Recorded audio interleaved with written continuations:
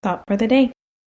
What you do makes a difference, and you have to decide what kind of difference you want to make.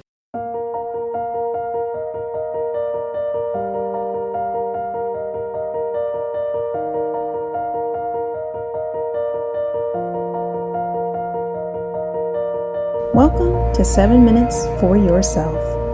I'm Christina, and I'm so glad you've joined me for what I believe will be 7 of the most enriching minutes of your day. Let's take this time to reconnect with ourselves and improve our well-being. In today's episode of 7 Minutes for Yourself, we reflect on turning self-sabotage into self-improvement. Have a listen. Dr. Romney, let's start talking about what self-sabotaging is. So self-sabotaging literally is what it sounds like. It's when a person literally undercuts their ability typically to achieve a goal. So, or an intention of any kind. It doesn't even have to be as aspirational as a goal. It's just even daily health habits, from getting a decent night's sleep to eating healthy, to brushing their teeth. I mean, it can be any small health habits, big health habits. And they almost set things up in a way, not intentionally, but in a way that they're not even fully aware of, that all but guarantees a fail. And I always tell my clients that self-sabotage is a way to support your dysfunctional hypothesis.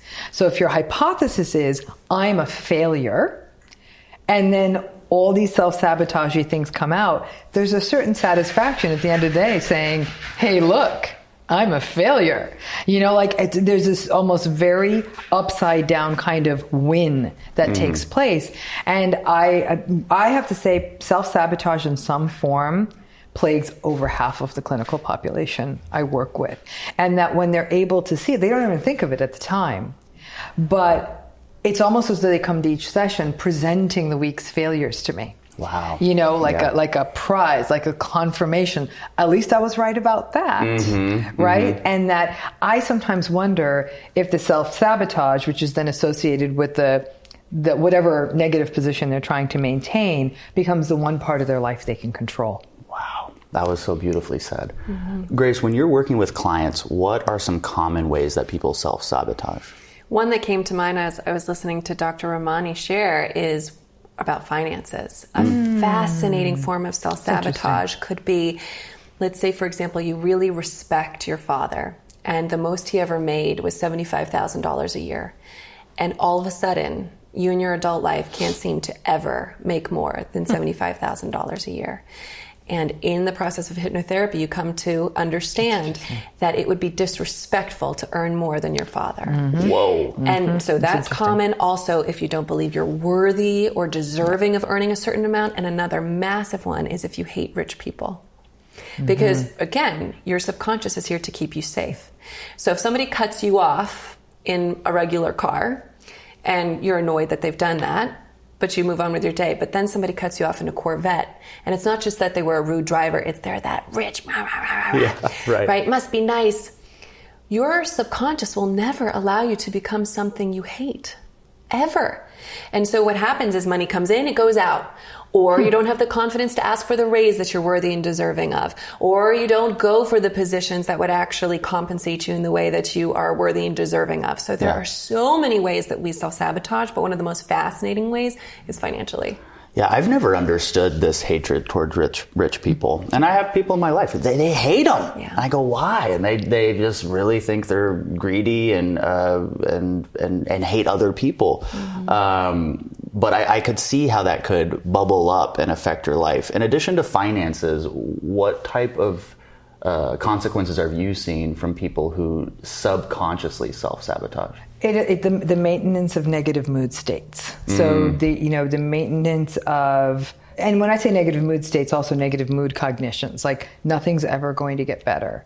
I'm never going to get out of this job. I'm never going to live someplace else. So it's a lot of absolute words like nevers and alwayses, which is very much part of depressive talk. Yes. So it's a stuckness in where they are in life in terms of, I'm never going to do this, I can't do that, I'm never going to be normal weight, I'm never going to get married, I'm never going to own a home, I'm never going to finish school. It's, again, a lot of it is associated with things that are meaningful goals or aspirations that they are convinced they'll never get to, but yet not a single choice in their life is getting them closer to that place. And when something does get them closer, it's as though it's so uncomfortable that they change course. Not actively. They're not saying, I'm getting too close to marriage, I'm looking to self-sabotage, so let me mess that up. It is after, when you do the deconstruction of it, they'll say, you're absolutely right. That is exactly what I did, but I wasn't aware of it. They weren't aware of it. Wow. And I think to your point about control, this becomes a self-fulfilling prophecy. Yeah, absolutely. Right? And the interesting thing and the sad thing is